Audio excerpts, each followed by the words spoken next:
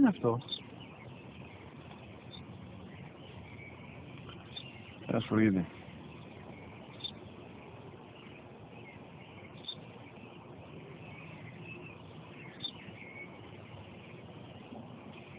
Τι είναι αυτό? Μόλις τώρα στο είπα, πατέρα, σφουργίτη είναι.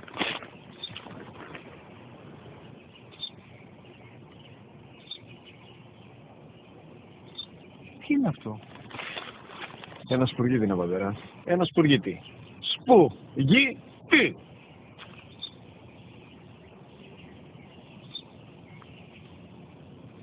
Τι είναι αυτό? Γιατί το κάνεις αυτό το πράγμα, μπορείς να μου πεις τόσες φορές σου είπα, είναι ένα σπουργίτη.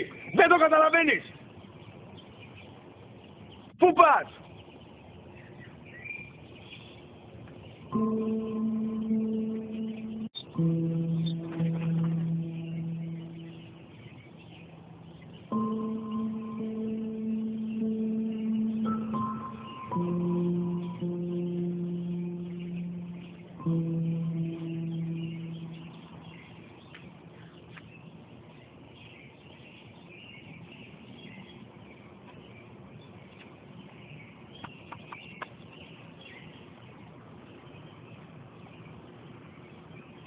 Δυνατά.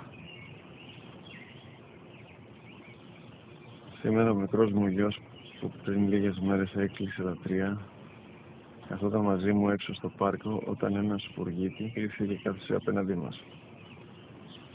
Ο γιος μου με ρώτησε 21 φορές τι ήταν αυτό και του απάντησε και τις 21 φορές ότι ήταν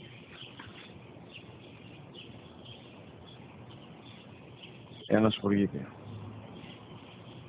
Τον αγκάλιασε τρυφερά και τις 21 φορές που μου έκανε την ίδια ερώτηση ξανά και ξανά, χωρίς να εκνευριστώ, νιώθοντας στοργή για το αθώο μου αγοράκι.